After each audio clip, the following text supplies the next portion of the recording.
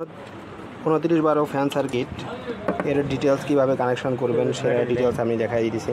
তো এটা হচ্ছে মেইনলি আপনার পাওয়ার সার্কিট বলে, এটা 2912 ফ্যানের অর্থাৎ সার্কিটের হচ্ছে পাওয়ার সার্কিট। এটার কানেকশানটা হবে এখানে দেখেন, এটা হচ্ছে পাওয়ার সার্কিটের কানেকশান, এখান থেকে পাওয়ার সার্কিটের কানেকশন হয়ে যাবে।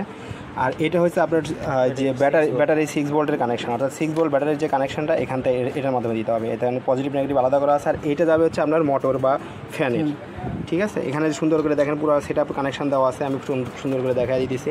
তো এখানে এটা সাধারণত এই কর্ডের মাধ্যমে পাওয়ার দিতে হয়, পাওয়ার থেকে এখানে বোর্ডে আসবে এসি 220 ভোল্ট পাওয়ার থেকে, মানে আপনার কর্ডের মাধ্যমে আসবে।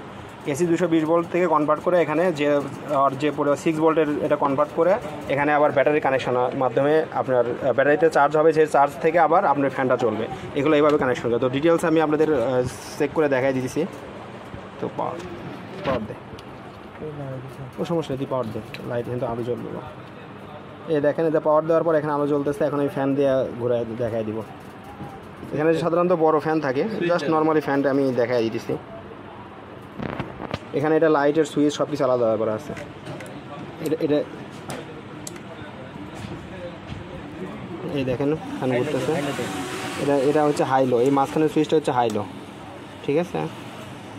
মাঝখানের সুইচটা হচ্ছে হাইলো, এটা হাইলোর মাধ্যমে ঘোরায়। আর টোটাল কানেকশনটা আশা করি আপনারা ডিটেলস বুঝতে পারছেন।